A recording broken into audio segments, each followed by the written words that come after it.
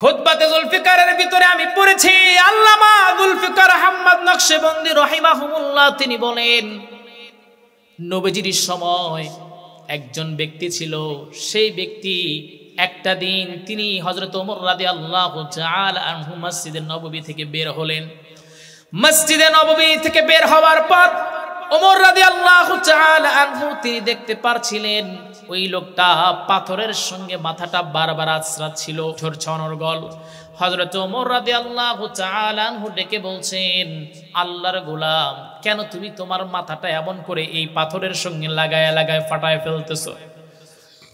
যুবক ডেকে বলছে, ও ওমর, আমি যে গুনাহ করেছি আল্লাহ আমার গুনাহগুলো কোনোদিন মাফ করবে না। হযরত ওমর রাদিয়াল্লাহু তাআলা আনহু ডেকে বলছেন, কেন মাফ করবে না? তুমি এমন কি গুনাহ করেছো আল্লাহ তোমারে মাফ করবে না?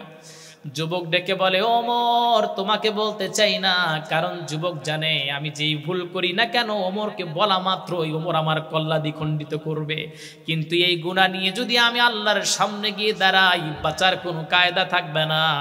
আমার ভাইরা, আমার বন্ধুগণ, হযরত ওমর রাদিয়াল্লাহু তাআলা আনহুকে ডেকে বলছেন, তোমার কাছে রিকোয়েস্ট হলো নবীজির সঙ্গে দেখা করার সুব্যবস্থা একটু আমারে করে দাও।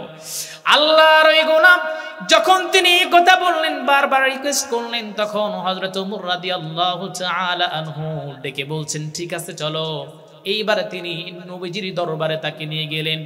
আল্লাহর নবীর কাছে যখনই লোকটা আসলো, সঙ্গে সঙ্গে হযরত ওমর রাদিয়াল্লাহু তাআলা আনহুকে সরে যাওয়ার জন্য নবীজিকে তিনি রিকোয়েস্ট করলেন।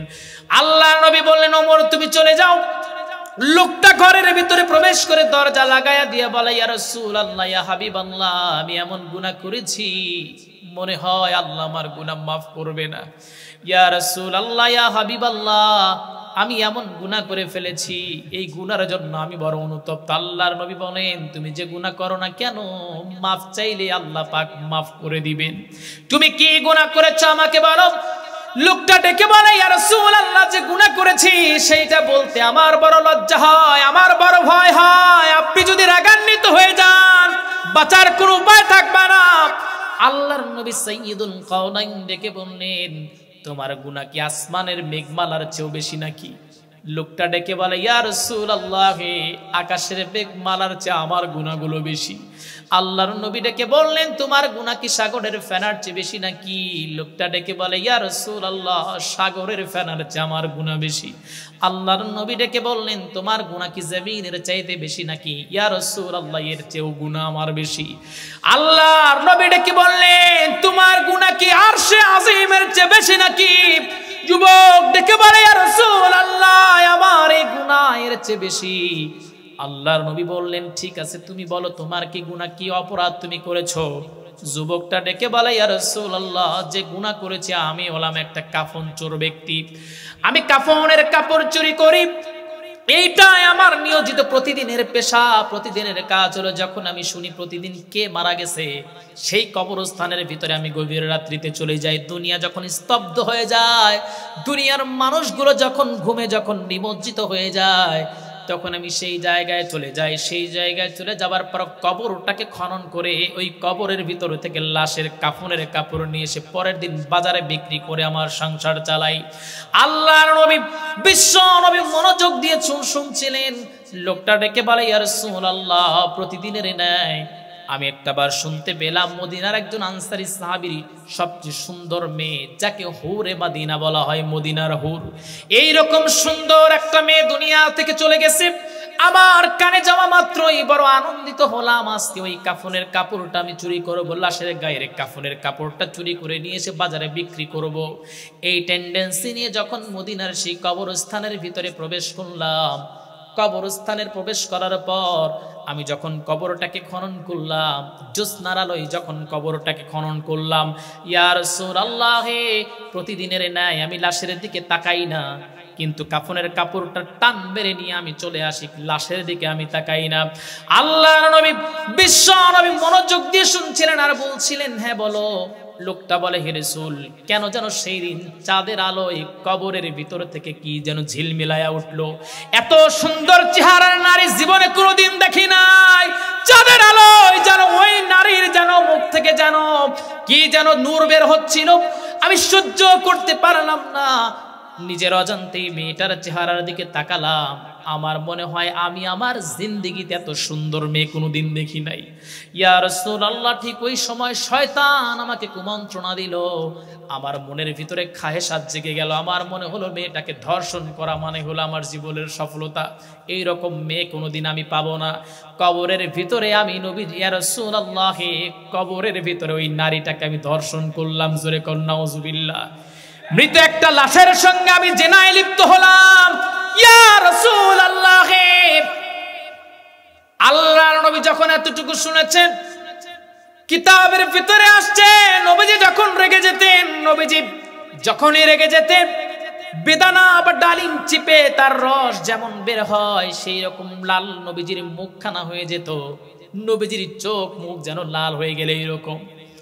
লোকটা ভয়ে ভয়ে ডেকে বলছে, ইয়া রাসূলুল্লাহ, ধর্ষণ করার পর যখন আমি উঠে আসবো ঠিক এমন সময় মেয়েটা আমাকে ডেকে বলছে, কবরের ভিতরে থেকে আওয়াজ, আমার মা বাবা আমাকে পবিত্র করে কবরের ভিতরে রেখে গিয়েছিল, কিন্তু সেই তুমি আমাকে রেপ করলা, আমাকে ধর্ষণ করলা, আমি এইরকম অপবিত্র অবস্থায় আমি আমার আল্লাহর সামনে কেমন করে কিয়ামতের দিন দাঁড়াবো।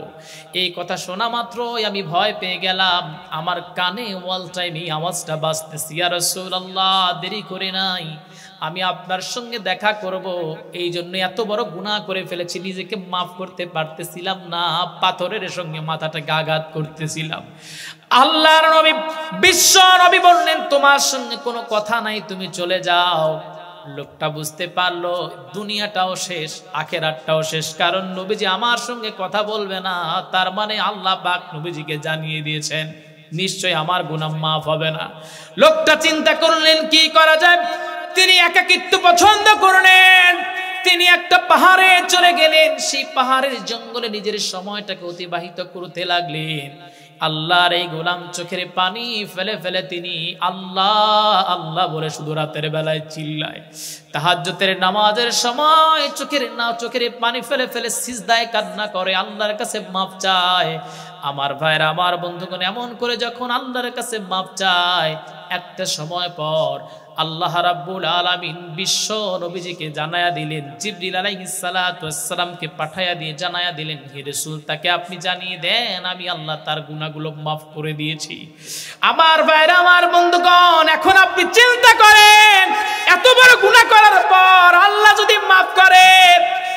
এখন একটা কথা বলে, এই ঘটনাটা আমি আমার মসজিদে বলছিলাম, বুঝছেন, এটা বাজার মসজিদ তো প্রচুর লোক হয়, তো আমার মসজিদে বলার পর এমন একটা সমস্যার সৃষ্টি হলো যে হুজুর এত বড় কথা মসজিদের ভিতরে কিভাবে বলার সাহস দেখায়, লাশের সাথে জেনা করছে এই কথা হুজুরের মুখ থেকে বের হলো কেন? মানে বাজারের ভিতরে হুলুস তুলুস একটা কাণ্ড। একজন জানালো, হুজুর আপনার তো অনেক সমস্যায় পড়ে গেলাম। কেন? বলছে এই ঘটনা। তো তখন আমি আবার, আমার এই কিতাবটা ছিল না, তো তখন আমি একজন হুজুরকে ফোন দিলাম, ওনার নাম ছিল আপনার শাহিদুর রহমান মাহমুদাবাদী ভাইকে ফোন দিলাম। তো উনি ব্যস্ত ছিলেন, তবে আব্দুর রহমান আল জামি হুজুরকে ফোন দিলাম, বললাম ভাই এই ঘটনাটা তো আমি ইউটিউবে শুনছিলাম, শোনার পর আলোচনা করছি, কিন্তু আসলে মূল রেফারেন্সটা আমি পাই নাই। বললো যে আপনি খুতবাতে জুলফিকর খুঁজেন, আপনি পেয়ে যাবেন। তো আমি ওই বইটা অর্ডার দিলাম, বইটা যখন আমার কাছে আসলো আমি তখন এই ঘটনাটা পড়লাম। আপনি চিন্তা করছেন নাকি যে আলোচনা করার কারণে মসজিদে গন্ডগোল লেগে গেছে? এখানে একজন হাত তোলেন, হুজুর কবরস্থানে গিয়া, অথবা আমি একজন মেয়ে মরে গেছে এরকম মেয়ের সাথে ধর্ষণ করছি, এরকম কেউ আছেন নাকি? এখানে কেউ আছেন? থাকলেও তো হাত তুলবেন না, নিজের মনকে প্রশ্ন করেন, নাই এখানে নাই, এরকম গুনাহওয়ালা কেউ নাই। তবে হ্যাঁ, বাংলাদেশে আছে, ওই যে ড্রোম আছে না, কিছুদিন পূর্বে দেখলাম যে সকল মেয়েরা ফাঁস নেয়, বিষ খায়, ওই সকল মেয়েদেরকে ওরা ধর্ষণ করে। নাউজুবিল্লাহ বলতে পারেন না? আমার ভাইয়ের, আমার বন্ধুগণ, বাংলাদেশে তো ইয়াং মেয়ে, এখন ইয়াং ছেলে আর ইয়াং মেয়ের মরার কোনো অভাব নাই। ওই যে প্রেমে ছেঁকা খাইছে, এই জন্য আপনার সুসাইড, বিল্ডিং থেকে লাফ দিছে, নাহলে ফাঁস নিছে, না হলে আপনার হাত কাটছে। প্রত্যেক দিন বাংলাদেশে এই সুসাইড, মানে প্রেম সংক্রান্ত সুসাইড কমপক্ষে 100 জনের বেশি মেয়ে করে বা ছেলে করে।